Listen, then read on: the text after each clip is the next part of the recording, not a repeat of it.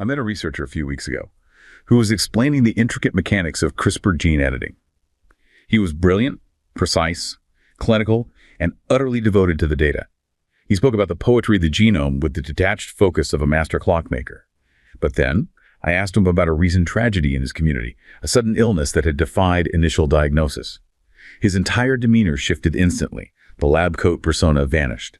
He sighed, looked at the ceiling, and whispered, "Honestly, I think it was just a message from above. Some things aren't meant to be understood." It was a jarring pivot. One moment he was a pioneer of the 21st century. The next, he had retreated into what the philosopher Baruch Spinoza famously called the asylum of ignorance.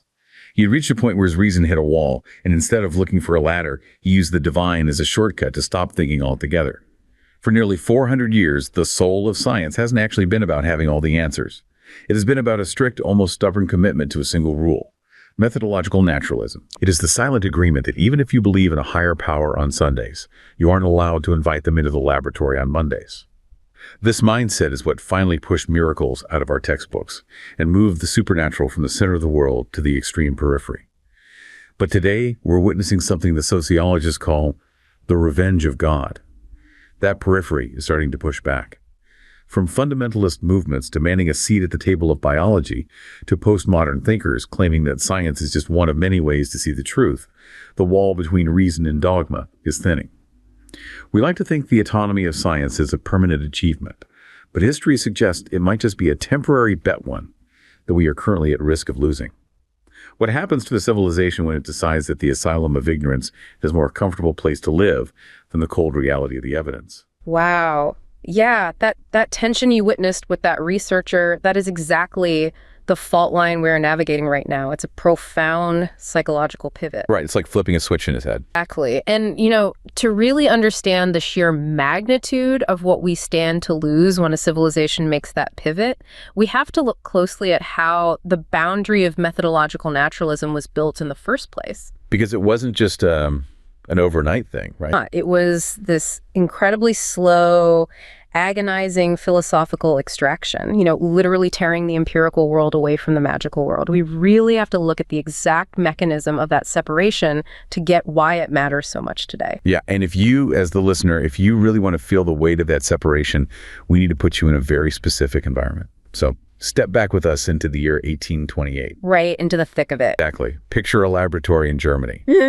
But, this isn't a modern, sterile facility with humming ventilation systems and key cards. It's a cold, stone-walled room. Very rudimentary by our standards.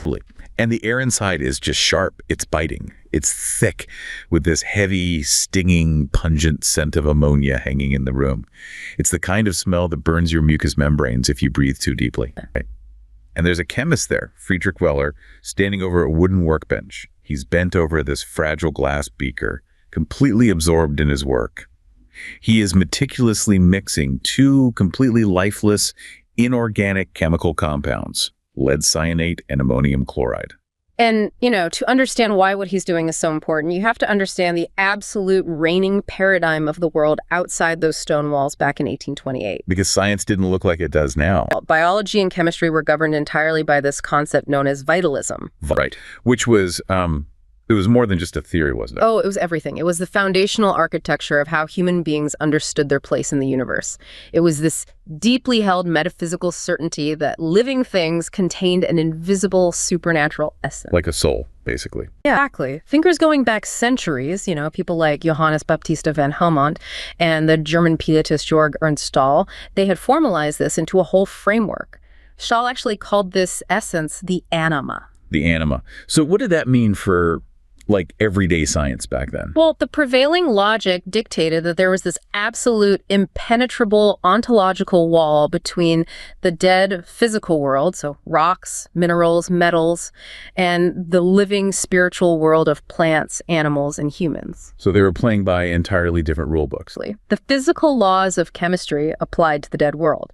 You could burn a rock, you could dissolve a metal, but to animate living tissue, to create organic matter, the strict laws of chemistry were fundamentally insufficient for that. You needed magic. You needed the anima. You required a vital force, a literal touch of the divine, a supernatural breath to bridge that gap between dead carbon and living flesh. So the implication there is that biological material was effectively operating under different physics. A carbon atom inside a human body was thought to be fundamentally, magically different from a carbon atom sitting in a lump of coal. That's exactly how they saw it. It was a worldview that kept the magical and the empirical separated, but said you needed both to explain reality. Okay, so back to that cold, ammonia-scented laboratory.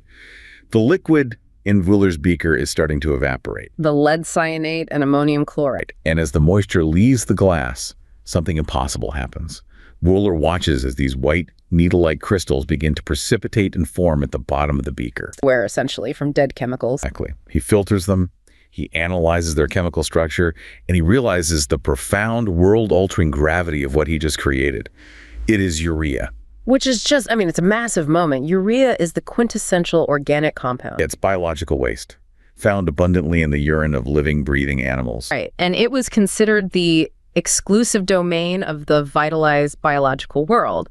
The kidney was supposed to be a vital organ that absolutely required the anima to produce this specific substance. And he just synthesized it entirely from scratch, on a workbench, from dead rocks, basically. No vital force, no magical anima. No divine breath hovering over the workbench. Just lead cyanate, ammonium chloride, and the unyielding, mathematically precise laws of chemistry.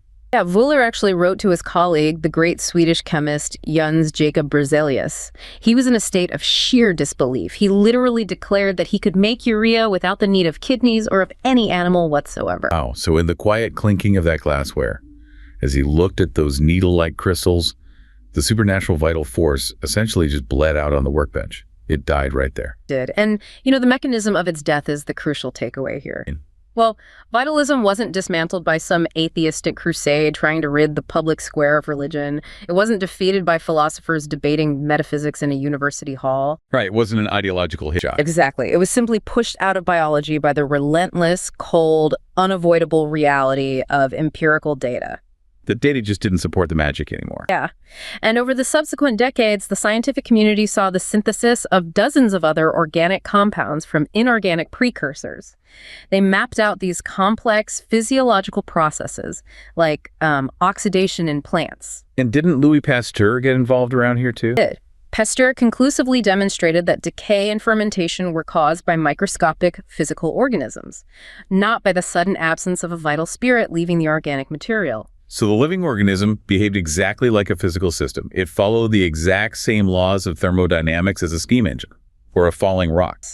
That string of discoveries really crystallizes the ultimate victory of examining the natural world without invoking magic. It set the concrete foundation for the rule we now call methodological naturalism. Right. And we really need to unpack this terminology because we want to be surgically precise here. The blurring of these definitions is the source of almost all the modern conflicts surrounding science. It all comes down to definitions. Because there is an absolute impenetrable line between two distinct concepts, metaphysical naturalism and methodological naturalism. Conflating the two is where the intellectual derailment begins. That distinction forms the entire axis upon which the philosophy of science rotates. Let's define metaphysical naturalism first. You'll also see this called ontological or philosophical naturalism in academic literature. Okay, so what is that in plain English? It is a comprehensive worldview. It's a definitive, unyielding claim about the ultimate nature of reality. Metaphysical naturalism asserts that nature is all that exists, period. No gods, no spirits, no soul. None of it. No supernatural realm whatsoever. The entire cosmos is composed exclusively of mass, energy, and physical laws operating in space and time. There's no overarching teleology, no ultimate purpose, and no grand design. It is a firm, dogmatic, theological stance stating the supernatural is categorically false. Okay, so that's metaphysical naturalism. Now, contrast that with methodological naturalism, which is a completely different animal. Completely different. Because it's not a belief system at all, right? Yeah. It makes no claims about the ultimate truth of the cosmos. Exactly.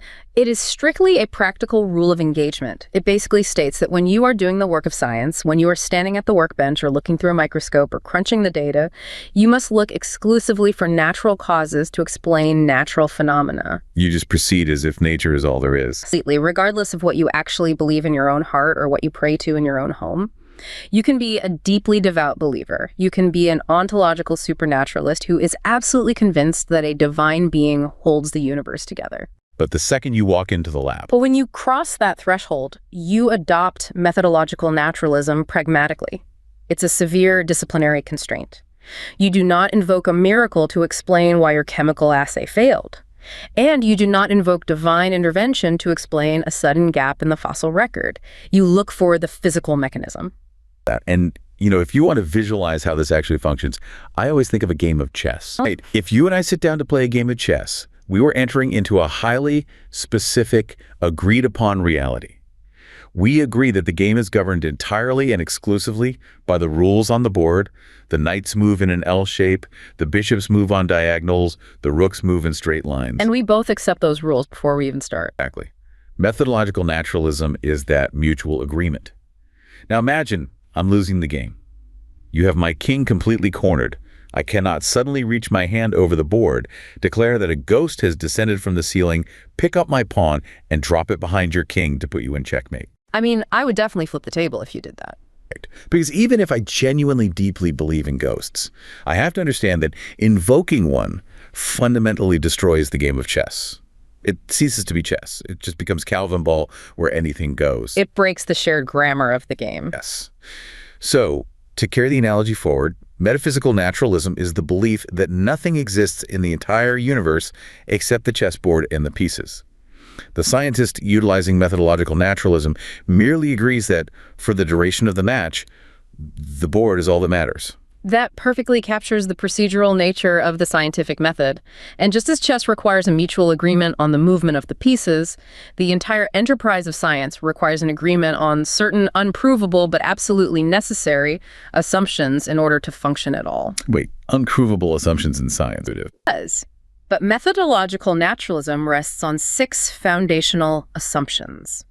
Scientists accept these purely because they are effective, because they yield results.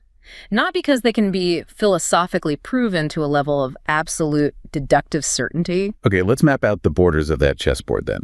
What are these 6 assumptions that define the edge of the board? Well, the very first assumption is that there is an objective reality shared by all rational observers. I mean, if you're just walking down the street, that sounds incredibly obvious. Sure, but philosophically, it's a massive assumption. We assume that the physical world exists entirely independently of our own minds. Without accepting this premise, we're trapped in a philosophical dead end called solipsism. Which is the idea that only my mind is guaranteed to exist. Solipsism says everything else, you, the laboratory, the data, is merely a projection or an illusion. Science absolutely demands we agree that the table in front of us is real, it has mass, and we both experience the same table. Okay, assumption 1, objective shared reality. What's next? Flowing directly from that is the second assumption. This objective reality is governed by natural laws. We operate under the assumption that the universe isn't just a realm of pure, unpredictable chaos. There is an underlying grammar to how matter and energy interact. So things happen for a reason. Right. And closely tied to the existence of those laws is the third assumption. Reality can actually be discovered and understood by means of systematic observation and experimentation. Meaning our brains and our tools are actually up to the task. Exactly. We assume that human cognitive faculties, aided by our instruments, are capable of perceiving the true mechanics of the universe. But it's the fourth assumption that really begins to construct the firewall against miracles, isn't it? The fourth assumption demands that nature possesses a uniformity of laws, and that things occurring in nature must have a natural cause. The evolutionary biologist Stephen Jay Gould referred to this specific concept as the constancy of nature's laws. The constancy of nature's laws. So basically, physics doesn't change its mind. That's the fundamental belief. The mechanics of the universe are spatially and temporally invariant. That means gravity worked the exact same way 1 billion years ago as it does right now in the room you're sitting in. Which is vital, because if you do not assume temporal invariance, you have absolutely no logical basis for extrapolating from the known present into the unknown past. And none at all. You could not study geology, paleontology, or evolutionary biology. You couldn't radiocarbon date a fossil because the radioactive decay rate could have randomly sped up or slowed down 1,000 years ago. If we operate under the assumption that the fundamental laws of physics can be suspended, altered, or reversed at any moment by a divine whim, I mean, inductive reasoning collapses entirely. The scientific method just dissolves. It evaporates, yeah. Now, the final two assumptions shift away from the mechanics of the universe and focus on the human element of practicing science. Assumption 5 dictates that experimental procedures can be executed satisfactorily without deliberate or unintentional mistakes entirely dictating the results. So we assume we can actually run an experiment properly. Yes.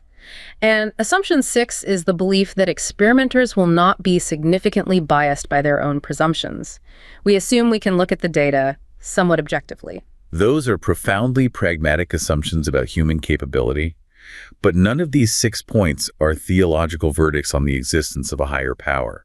They are just practical tools. They are the scaffolding that allows the building of human knowledge to be constructed layer by layer. Right. Now, if you lay out these strict rules, this deliberate, methodical exclusion of the divine from the laboratory, you'd naturally assume this philosophical fortress was built by atheists. Exception. You would look at the history books expecting to find secular materialists desperately trying to banish religion from the public square, replacing it with a cold, godless rationalism.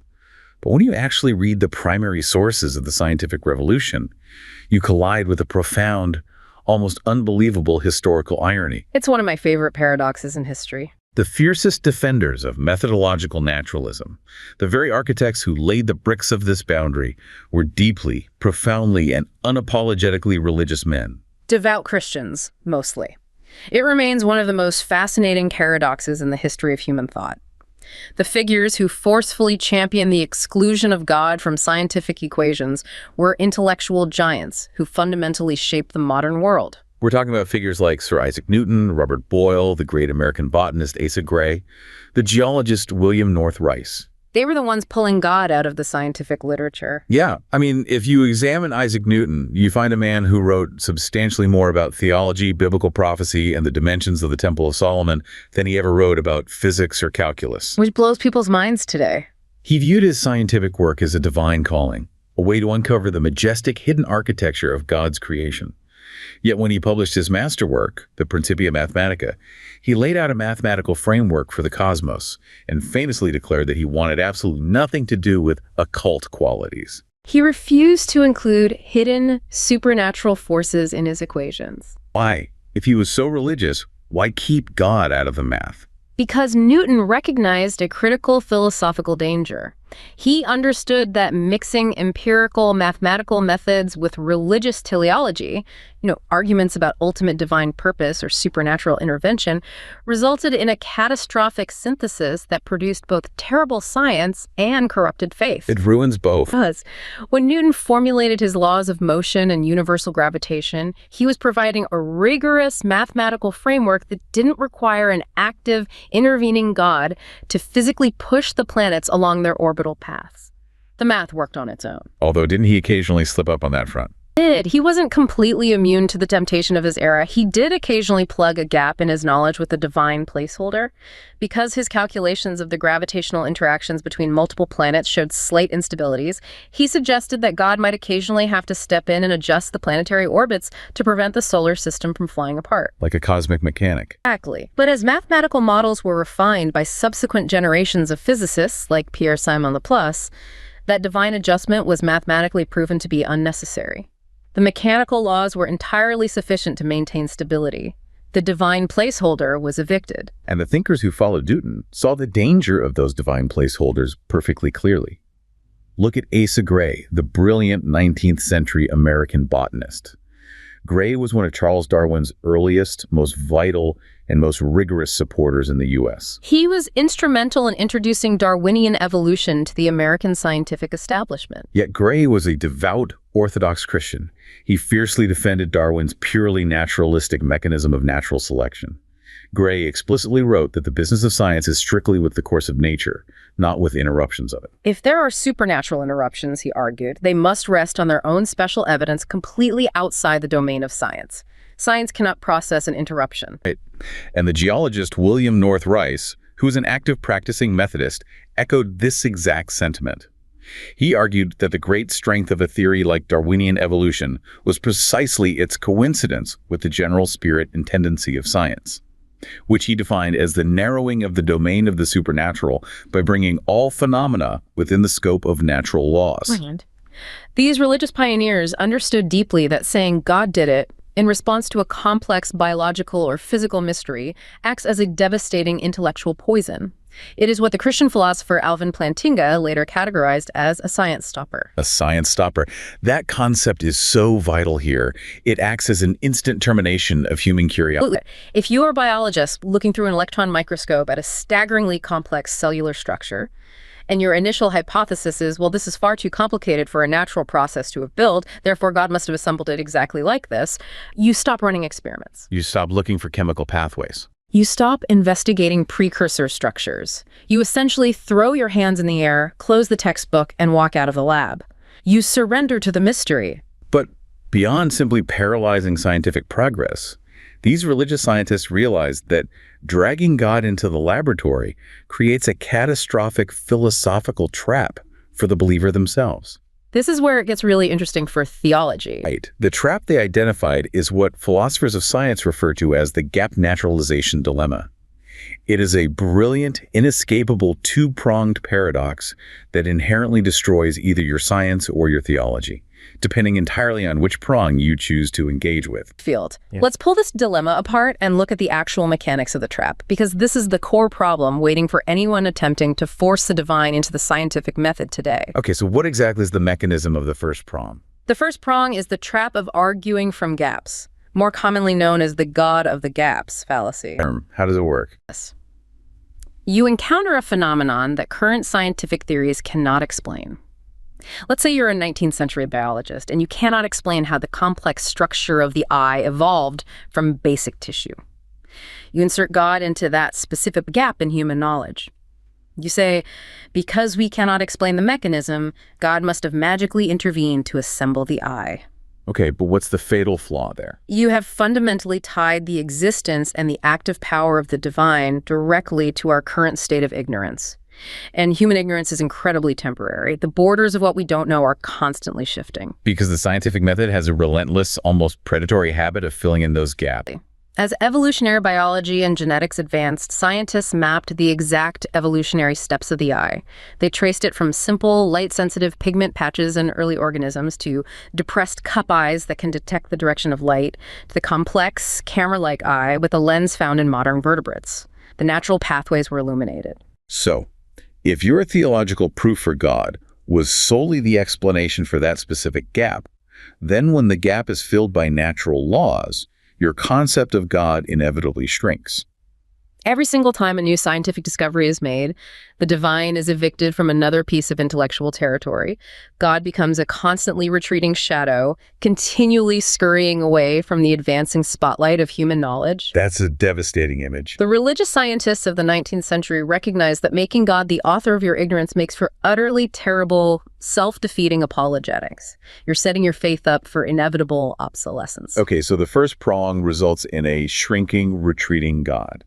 But what if a believer decides to reject the gap argument entirely? What if they say, I'm not putting God in the shadows, I'm going to bring God directly into the light of the laboratory? What is the mechanism of the second prong? So the second prong is the trap of constraining the divine. Let us say you hypothesize that a divine spirit is actively altering the mutation rates in specific culture of bacteria to guide their evolution. You decide to treat this claim scientifically. Which means you have to test it. Exactly. You must measure the intervention. You must subject the divine force to controlled experiments, isolate the variables, establish a control group, and attempt to predict the behavior of this force mathematically. But the very act of doing that triggers a fundamental contradiction. Mm-hmm. If you can actually isolate it, if you can put a constraint on it, measure its exact output, and predict its future behavior with a mathematical equation, then it ceases entirely to be supernatural. By definition, it has been naturalized. It becomes just another physical, mechanical force operating within the universe, no different from gravity, electromagnetism, or the strong nuclear force. You've domesticated God, essentially. You've stripped the divine of its transcendence. If God acts in ways that are consistently constrainable, measurable, and predictable by human instruments, God is reduced to a naturalized mechanism operating on a biological assembly line. For an Orthodox religious believer, the naturalization of God is profound theological heresy. It reduces the infinite, uncontainable creator of the cosmos to a finite specimen pinned under a microscope. It destroys the very concept of the divine that the believer was trying to protect. I want to push back on this framework, though. I want to try and inhabit the mind of a working scientist who holds a deep, genuine, orthodox religious conviction. Imagine you're a medical researcher who truly, deeply believes that a specific event, say the origin of life itself from non-living matter, or an unprecedented, inexplicable, miraculous healing of a terminal patient, was the direct, localized result of divine intervention. If the rules of methodological naturalism force you to ignore that genuine belief, aren't you deliberately operating with a massive cognitive blind spot?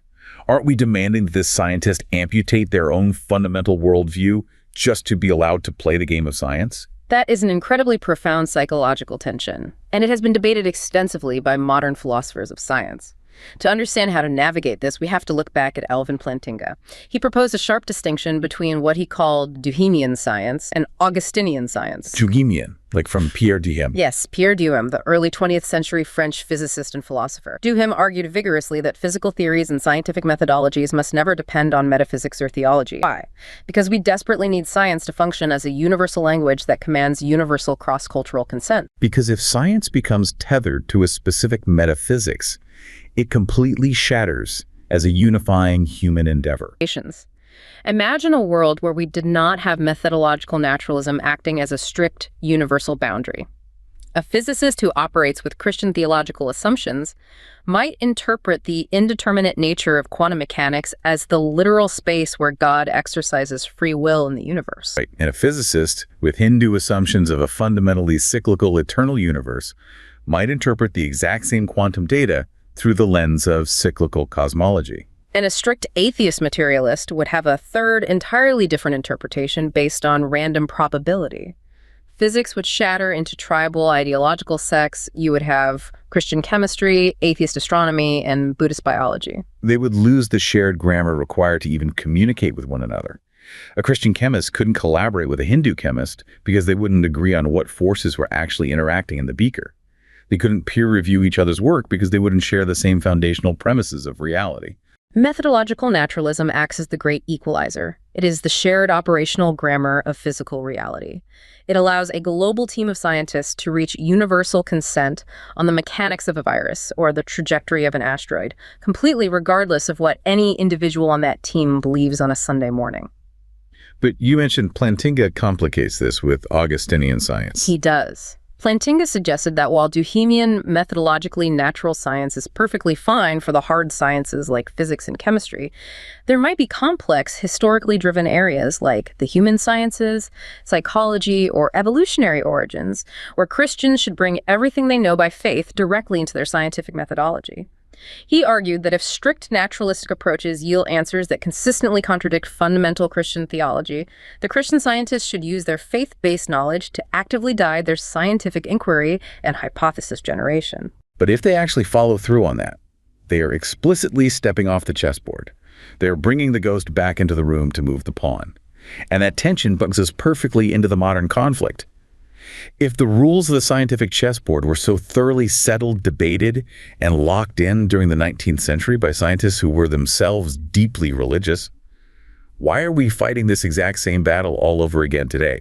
Why hasn't the debate stayed settled? The battle has returned with such ferocity because the frontier of human scientific observation has reached areas of staggering, almost incomprehensible complexity that the 19th century scientists couldn't have imagined. Right. Darwin was looking at macroscopic variations in bird beaks and tortoise shells. Yeah. Yes, but today we are looking at the intricate microscopic molecular machinery of the cell. We are looking at the origin of immense volumes of digital-like information encoded in DNA. We are looking at the razor-thin fine-tuning of the cosmological constants that allow the universe to exist at all. And confronting this sheer wall of complexity, a modern insurgency arose specifically to challenge the boundary of methodological naturalism. This is the intelligent design movement. The intelligent design, or ID movement. Spearheaded by figures like Stephen Meyer and William Dembski, they argue that methodological naturalism is not a necessary rule of science, but an arbitrary, artificial limitation that blinds us to the truth. To understand their argument, you have to look at the biological structures they point to. Take the bacterial flagellum. A flagellum is essentially a microscopic biological outboard motor that allows a bacterium to swim through liquid, right? Exactly. When you look at it under an electron microscope, it is a staggering piece of engineering. It has a rotor, a stator, a biological drive shaft, and it is powered by a flow of protons. It can spin at up to 100,000 revolutions per minute and can reverse direction in a quarter of a turn. That's insane for a single cell. The biochemist Michael Behe, one of the most prominent ID proponents, coined a specific term to describe structures like the bacterial flagellum: irreducible complexity. Irreducible complexity. What does that mean mechanically? The core argument is that this biological motor is composed of dozens of interacting, highly specialized protein parts. If you remove even a single one of those parts, the entire motor completely ceases to function. It has no selective advantage if it is missing a piece. Therefore, Behe argues, it could not possibly have evolved through the slight, successive, gradual modifications demanded by Darwinian natural selection, because the intermediate half-formed stages of the motor would be completely non-functional and would be ruthlessly discarded by natural selection. So ID proponents look at this irreducible complexity, or they look at the vast sequences of specific information required to fold proteins, and they declare that natural laws, as we currently understand them, are mathematically and mechanically insufficient to explain the origin of these structures. Yes. They posit that the intervention of an intelligent designer is not a religious dogma, but the most logical, rigorous, evidence-based scientific explanation for the data. They demand that intelligent design be recognized as a valid, testable scientific theory, fully on par with neo-Darwinian evolution. But this is exactly where the philosophy of science pushes back, and it pushes back hard. It dismantles the claim of ID being a scientific theory by utilizing a concept rigorously analyzed by the philosopher of science Del Rash, the trap of hyperflexibility. Hyperflexibility is the Achilles heel of ID as a science. If you want to understand why science rejects ID, you have to understand the mechanics of this concept. What exactly makes a theory hyperflexible, and why is that fatal? To grasp hyperflexibility, we first have to establish what makes a normal scientific theory robust. A robust scientific theory, like Newtonian mechanics or the theory of plate tectonics, is flexible. It has to be able to adapt to new data. If paleontologists find a fossil in a slightly unexpected geological stratum, we don't immediately throw the entire theory of evolution into the garbage. We adjust our understanding of the timeline. Right. However, and this is the absolute non-negotiable crux of the scientific method, a robust theory must also be capable of being proven wrong. It must be falsifiable. Falsifiability means that the theory must make specific predictions, and there must exist a hypothetical discovery that, if it were actually found, would completely destroy the theory. It's like the famous quip attributed to the biologist J.B.S. Haldane. When asked what evidence could destroy his confidence in the theory of evolution, he supposedly replied, "Fossil rabbits in the Precambrian era." If you find a fully formed mammal in rock layers that existed hundreds of millions of years before mammals evolved, the theory collapses. The theory puts its neck on the line. It takes a risk. That is the essence of a scientific theory. It puts itself at risk. It makes strict predictions, and it allows nature the opportunity to say no to those predictions. But a theory that relies on the intervention of a supernatural, omnipotent, intelligent designer is fundamentally hyperflexible. It does not put itself at risk. It can seamlessly absorb and fit literally any conceivable set of data you could ever throw at it. If you want a functional analogy for hyperflexibility, think of a rigged carnival game, or better yet, think of an infinitely elastic tape measure.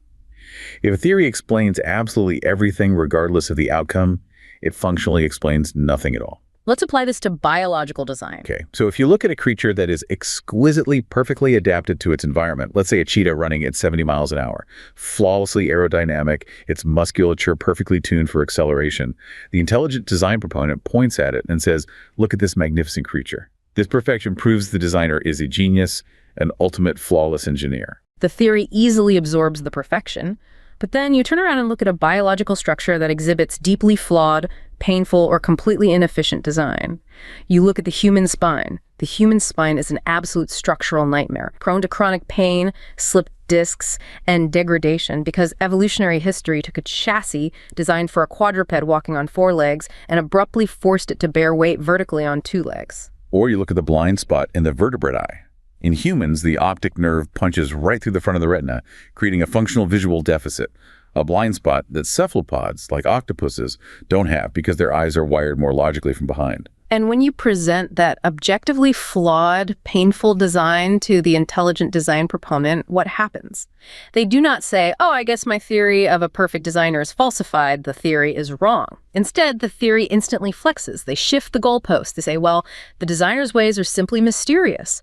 We, with our limited human minds, cannot presume to know the ultimate purpose of the designer. Perhaps the spinal flaw builds character, or perhaps it serves a higher, unknown aesthetic goal. And that pivot right there is hyperflexibility in action. Yeah. The theory can never, ever be falsified because the motives, the methods, and the capabilities of a supernatural designer are infinitely elastic. It's exactly like trying to measure the dimensions of a room with an infinitely elastic tape measure.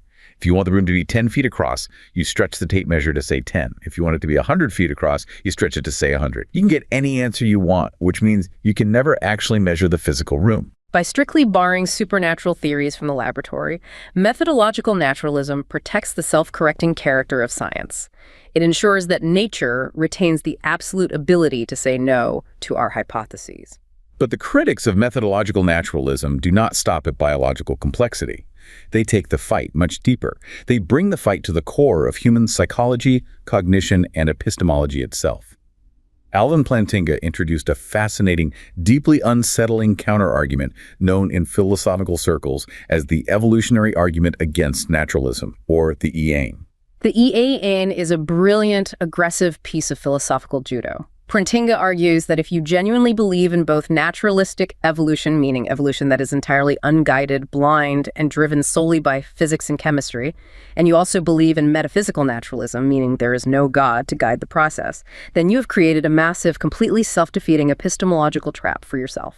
Let's trace the mechanics of his logic carefully because it is a profound puzzle. You have to understand how evolution actually shapes behavior. Plantinga points out a fundamental truth of evolutionary biology. Natural selection only cares about one single metric. That metric is survival and reproduction. Evolution rigorously selects for behaviors and physiological traits that keep an organism alive long enough to pass its genetic material to the next generation. What natural selection does not inherently care about is whether the organism holds true, ontologically accurate beliefs about the objective reality of the universe. To put it bluntly, evolution doesn't care if you understand the actual metaphysical truth of the cosmos as long as you successfully run away from the tiger. Exactly. Plantinga illustrates this with a famous hypothetical thought experiment about an early hominid named Paul. Paul is wandering through the prehistoric brush and he sees a hungry tiger. Now, Paul might survive because he forms a completely true belief. He thinks that is a dangerous carnivorous predator, and if I do not run away immediately, it will eat me. That true belief triggers the behavior of running, so Paul survives and passes on his genes.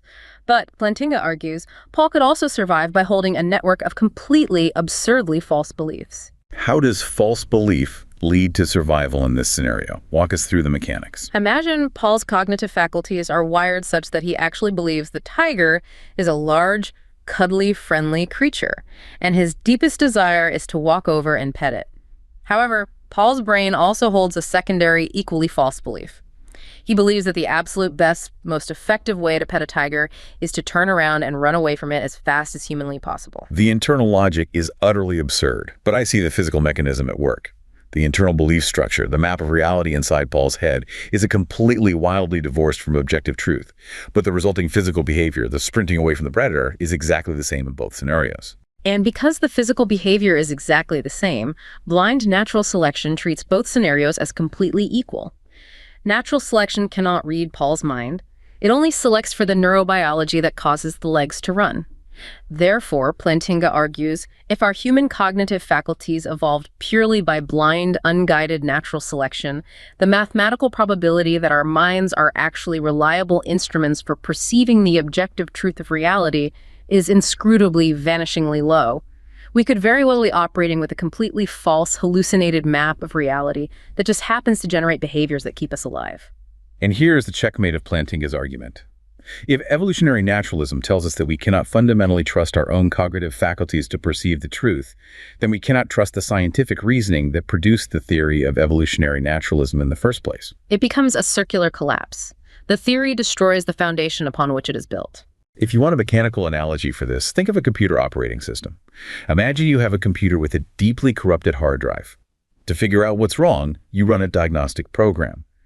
But that diagnostic program is installed on and running from the exact same corrupted hard drive. You can't possibly trust the output of the diagnostic test because the tool you're using to find the truth is the very thing you suspect is broken. Plantinga argues that metaphysical naturalism is that corrupted hard drive. It is a formidable, deeply unsettling philosophical critique of metaphysical naturalism. It forces the materialists to grapple with the limits of their own cognition. But, and this is the vital structural distinction we must make, using the EAA none to demand the suspension of methodological naturalism in the laboratory is a disastrous illogical leap. Because even if Plantinga is completely correct that a purely naturalistic universe offers no philosophical guarantee of cognitive reliability, introducing a deus ex machina, a god from the machine, a supernatural intervention, to fix the cognitive problem renders the entire scientific enterprise meaningless. It's the equivalent of looking at a math problem that is too complex to solve, getting frustrated, and writing magic as the answer. You haven't solved the problem. You've just abandoned the discipline of mathematics. As the philosopher of science Robert Pennock argues so forcefully, allowing science to appeal to untestable supernatural powers whenever it encounters a mystery undermines the very rigorous discipline that allows science to make progress in the first place. It is profoundly intellectually unsatisfying. If we allow ourselves a supernatural escape hatch every single time human reason hits a wall or an epistemological paradox, we surrender the strict, grueling discipline required to build the modern physical world. We abandon the very conceptual tool that mapped the genome, split the atom, and doubled human life expectancy.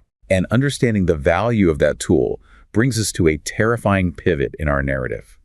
We have spent this entire time discussing the threat to methodological naturalism from religious fundamentalism, from people looking for a divine creator hidden in the genome. But today, the most potent assault on the scientific method isn't just coming from the pulpit, it is coming from the exact opposite end of the cultural spectrum.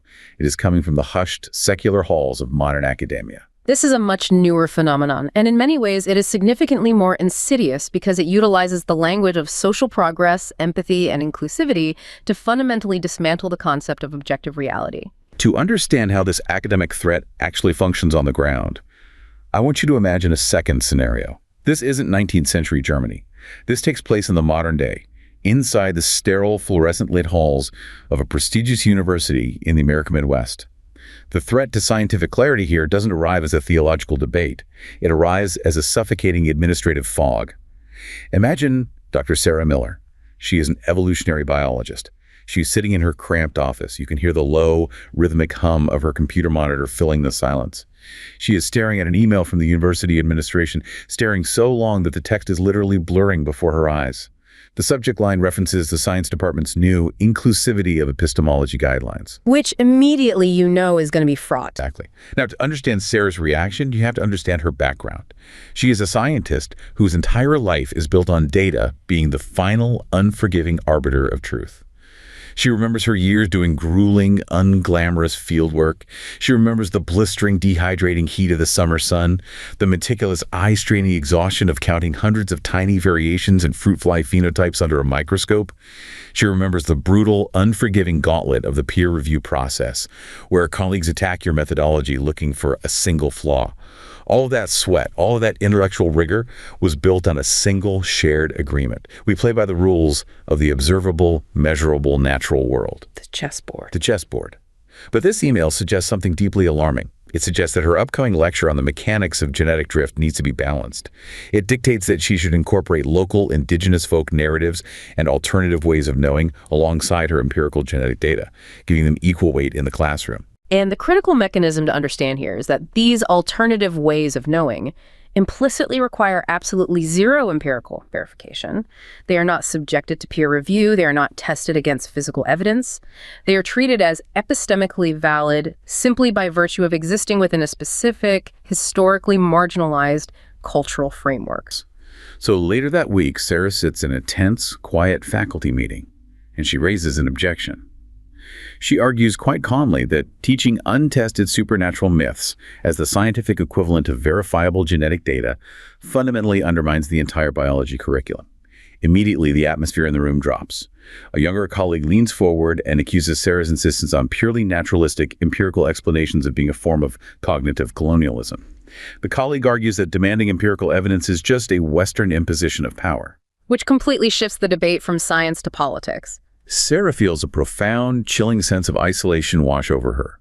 She looks around the conference room. Her colleagues, scientists who should understand the rigor of the scientific method, are nodding thoughtfully, engaging in a collective performance of radical empathy.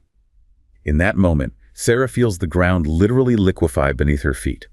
The rough edges of her reality, the failed experiments, the recalcitrant data that stubbornly refused to fit her hypotheses, the brutal, indifferent honesty of nature, are being actively smothered by a polite, relativistic silence.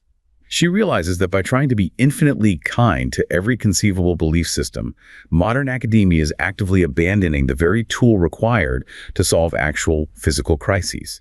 It terrifies her far more than any outright religious denial of science ever had. What Dr. Miller is experiencing in that conference room is the crushing, paralyzing weight of postmodern academic relativism. To understand how this ideology infiltrated the hard sciences, we have to trace its mechanics. This philosophy largely emerged from critical theory and sociolinguistics in the late 20th century, championed by thinkers reacting against the rigid structures of modernism. So how does critical theory play into this?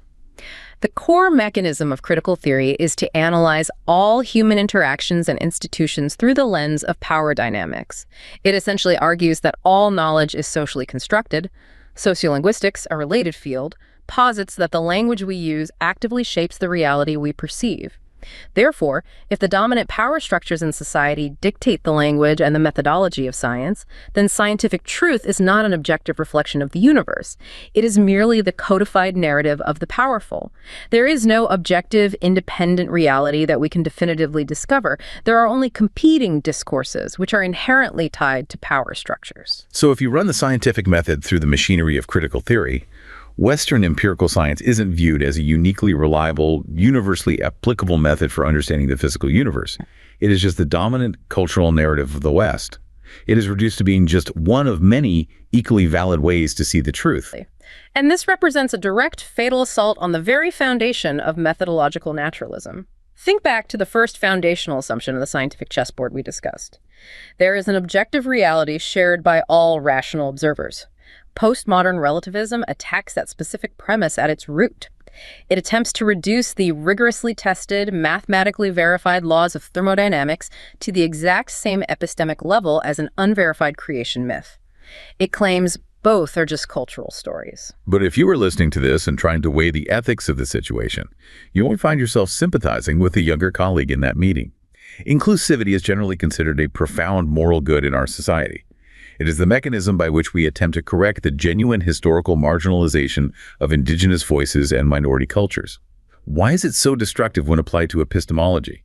Aren't we just being kinder, more empathetic, and more respectful to alternative beliefs? Isn't it a form of arrogance for Western science to claim an absolute monopoly on the truth of reality? That specific question is the exact moral trap that paralyzes so many academics and institutions today. It weaponizes empathy against reason.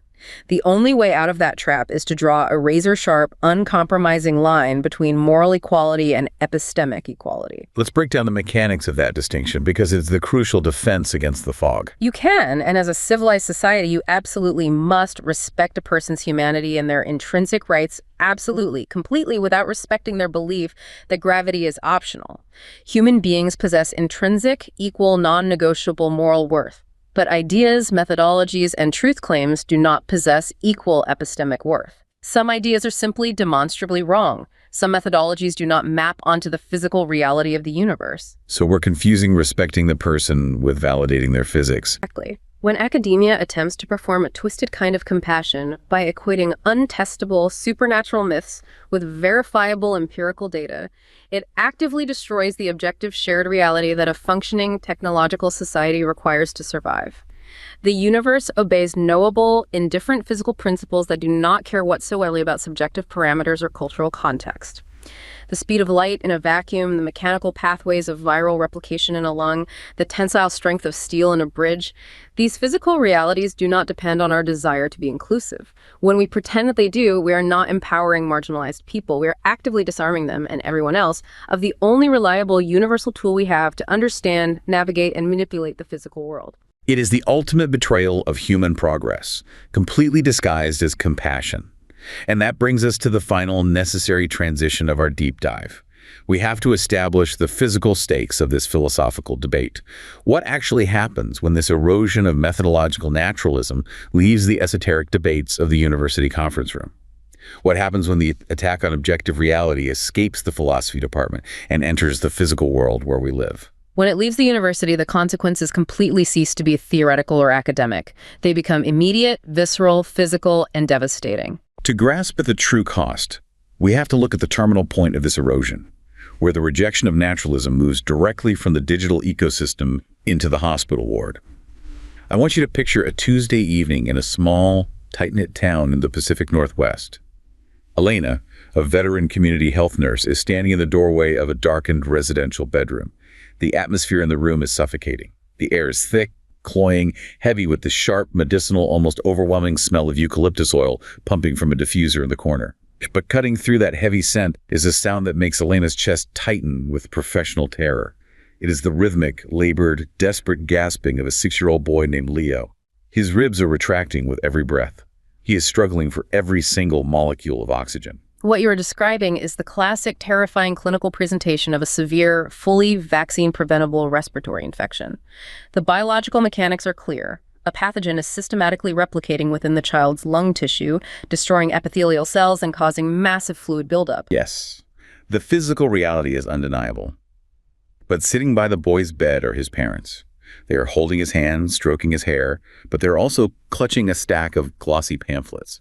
If you look at the titles of these pamphlets, they read like a manifesto against the scientific method. They have titles about spiritual immunity, the healing power of quantum cellular vibrations, and the toxic arrogance of man-made, materialistic medical interventions. You know, it's crucial to point out that these parents aren't uneducated in the way we traditionally use the word. They are affluent, highly articulate, and deeply, intensely loving. But they are the tragic victims of a modern digital ecosystem that has deliberately, methodically elevated personal intuition, alternative narratives, and spiritual belief far above scientific consensus. They have been taught by algorithms that their intuitive knowing is epistemically equal to a double-blind clinical trial. Elena stands in that doorway, feeling a surge of absolute helpless rage. She knows exactly what the naturalistic mechanism of the disease is, and she knows exactly how to stop it. She has a vaccine that could have prevented this entirely in her clinic refrigerator just 3 miles away. She has the broad-spectrum antibiotics in her medical bag right now that can fight the secondary bacterial infection currently ravaging Leo's lungs. But as Elena steps forward to intervene, the parents physically stand up and block her path to the bed. They look at her, and they don't see a healer. They see an agent of a cold, godless materialism. They have retreated so deeply into the supernatural, so far into the comforting fog of alternative narratives, that the sheer, indifferent biological reality of the virus replicating in their son's cells feels like a direct insult to their faith. They have completely, utterly rejected the fundamental naturalistic premise of modern medicine. They have rejected the chessboard. Completely. And the climax of this tragedy occurs when the father finally looks up at Elena. His eyes are shining with a sincere, terrifying certainty. He shakes his head gently, grips his gasping son's hand tighter, and whispers, "We don't need your chemicals. God will provide the cure if it is his will." Elena realizes in that chilling, devastating moment that the esoteric, abstract debates of philosophers, the arguments about intelligent design, the academic posturing about epistemic inclusivity, the rejection of the anima 2 centuries ago, have physically manifested in the sound of a child struggling to breathe in a dark room. That room is the ultimate price of the asylum of ignorance. When a civilization decides that the rigorous laws of nature are merely optional narratives, when we decide that supernatural interventions or intuition-based alternative methodologies are valid, equal alternatives to empirical medical science, the result is never enlightenment. The result is always tangible, physical suffering. Because the virus doesn't care about the narrative. The parents in that bedroom are not acting out of malice. They love their child. They are acting out of a fundamentally corrupted epistemology. They have been thoroughly convinced that the strict wall of methodological naturalism is a prison keeping them away from divine healing and spiritual truth, rather than understanding that it is a meticulously built fortress protecting them from brutal biological reality. I have to wrestle with this, though, on a deeply human level. We are, at our core, meaning-making machines. Humans crave purpose. The reality of metaphysical naturalism is profoundly, terrifically cold. It tells us that the universe is a blind, unguided machine composed solely of mass and energy. It tells us that the universe does not care about our suffering. It does not care if a 6-year-old boy lives or dies. Given that immense psychological burden, isn't it completely inevitable that people, facing the terrifying, crushing indifference of nature, will retreat into the supernatural? Isn't it a psychological necessity for human survival to believe that a loving intelligence is in control of the machine? It is entirely understandable. The psychological comfort provided by the supernatural is immense and arguably necessary for many to navigate the tragedies of existence. Right. The scientific understanding of the universe is completely, utterly indifferent to our existence. The virus replicating in the lung does not care about the parent's profound love. The gravity that pulls a falling child toward the concrete does not care about that child's future potential. It's just physics. It's just physics. But, and this is the absolute crucial insight that must be protected, that very indifference is science's supreme defining virtue. Because the scientific method fundamentally does not care about our feelings, because it steadfastly refuses to conform to our desperate desires for a moral universe, it can reliably, accurately, and consistently predict the mechanics of the physical world. And because it can accurately predict the mechanics of the physical world, it allows us to build actual physical interventions that work. Because it understands the indifferent mechanics, it gives us the antibiotics. Exactly. Retreating from methodological naturalism does not change the biological reality of the virus. The virus will continue to replicate relentlessly, completely regardless of your spiritual beliefs or your alternative epistemology. Retreating from the evidence only disarms our ability to fight the pathogen. It strips the nurse of her medicine. The coldness of naturalism is exactly the mechanism that allows the warmth of human compassion to actually be effective in the physical world. If we do not ruthlessly analyze the indifferent mechanistic rules of the disease, we cannot possibly cure the patient. We are left only with thoughts and prayers while the physical body fails. Which brings us to the final synthesis of this deep dive. We have traveled a massive historical and philosophical distance. We started in the cold stone laboratory of Friedrich Wöhler in 1828, where the magical vital force died in a beaker of synthesized urea. We navigated through the theological traps of the shrinking God and the naturalized divine. We unmasked the hyperflexibility of intelligent design, pushed back against the academic fog of postmodern relativism, and confronted the heartbreaking physical reality of a darkened bedroom in the Pacific Northwest. And the single thread connecting all of these disparate moments across history is the vital, existential necessity of maintaining that epistemological boundary. Methodological naturalism is not a weapon forged by secular atheists to destroy human faith. As we have seen in the lives of Newton and Gray, it was championed and refined by the faithful themselves. It is a meticulously constructed, highly specific boundary designed to protect human reason from our own desperate desire for magic. It is the silent, ongoing agreement to study the mechanics of the chessboard without constantly trying to flip the table when we don't like the position of the pieces. We are witnessing today a profound civilization-wide fatigue with the coldness of empirical reality. The push to re-enchant the world, whether that push comes through religious fundamentalism demanding divine intervention in biology classrooms, or through academic relativism validating every personal intuition as an equally valid truth, is fundamentally a desire to retreat from the heavy, unyielding burden of evidence. The asylum of ignorance offers a warm, comforting blanket against the harshness of an indifferent universe. But that comfort demands a devastating toll: the complete surrender of our ability to actually intervene in the suffering of the world. Once the strict boundary of methodological naturalism is breached, once we allow magic, intuition, or wishful thinking to override the hard data, the darkness of the unexplainable rushes back in. And it does not return as a beautiful mystery to be admired, but as an unpredictable master to be obeyed. If you look at the horizon of our technology, the threat to this boundary is evolving. We are rapidly approaching an era where artificial intelligence will generate scientific discoveries through algorithms so layered, so staggeringly complex, that the human mind cannot trace the logic or understand the mechanism of the discovery.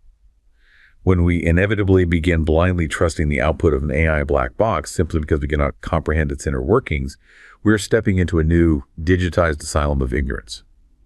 The surrender of human reason to the incomprehensible algorithm is the exact same epistemic failure as surrendering to the incomprehensible divine.